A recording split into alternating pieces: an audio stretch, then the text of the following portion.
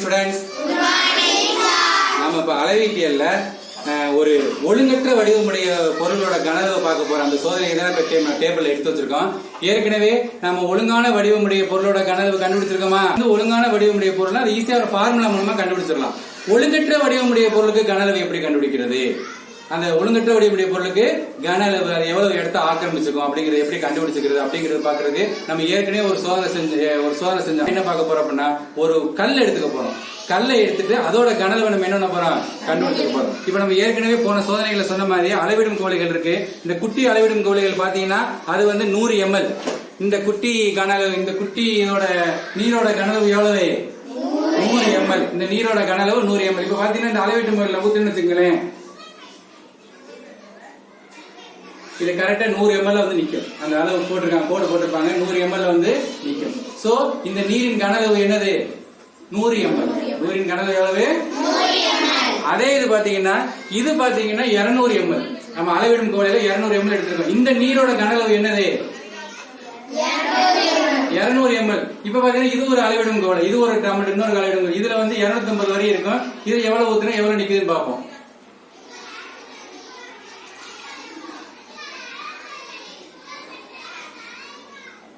நீங்க கரெக்டா பாத்தீங்கன்னா 200 ml இருக்கும்.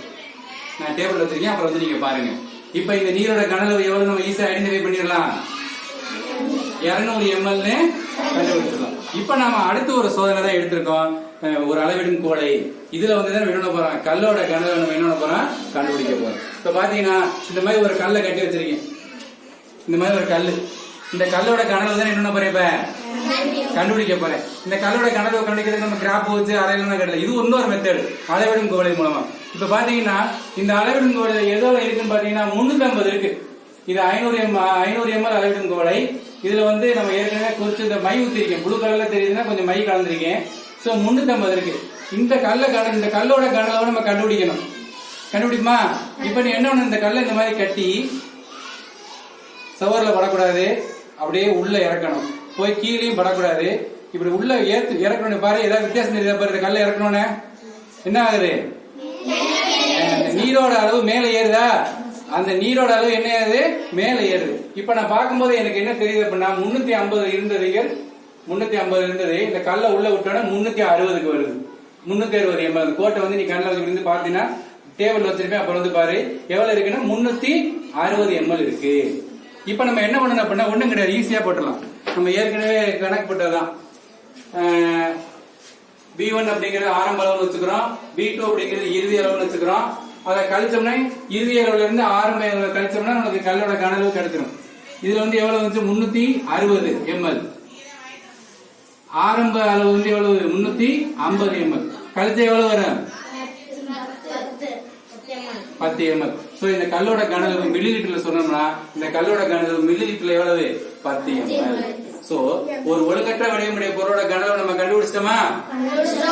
ஏற்கனவே 350 மில்லி இருந்துச்சு இந்த நீரோட கனவு. அதை கல்ல விட்டோம்னா அது 10 ஏறிச்சு. ஏன்னா ஏறினோன்னா இதுல இருந்து இதை கழிக்கும் போது நமக்கு ஈஸியா கல்லோட கனவு கண்டுபிடிச்சிட்டாங்க. அதுதான் இங்க சொல்லியிருக்காங்க, கல்லின் கனவு இஸ் ஈக்குவல் டு முகவையில் அதிகரித்துள்ள நீரின் அளவு. முகவையில் அதிகரித்துள்ள நம்ம பசங்களை அப்படியே காட்டு வைப்போம். உங்களுக்கு புரிஞ்சுச்சா? ஆக்சுவலா என்ன சோதனை?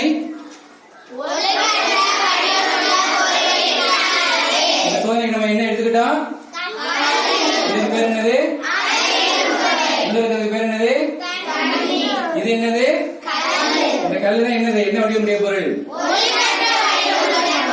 ஒரு ஒழுங்கற்ற வடிவமுடைய பொருளோட கனவை நம்ம கண்டுபிடிச்சோமா? உங்களுக்கு தெரியுதா? இப்ப கனவுனா என்னன்னு தெரிஞ்சுச்சா? நீங்க யாராவது ஒரே ஒரு ஆள் சொல்லு, கனவுனா என்ன?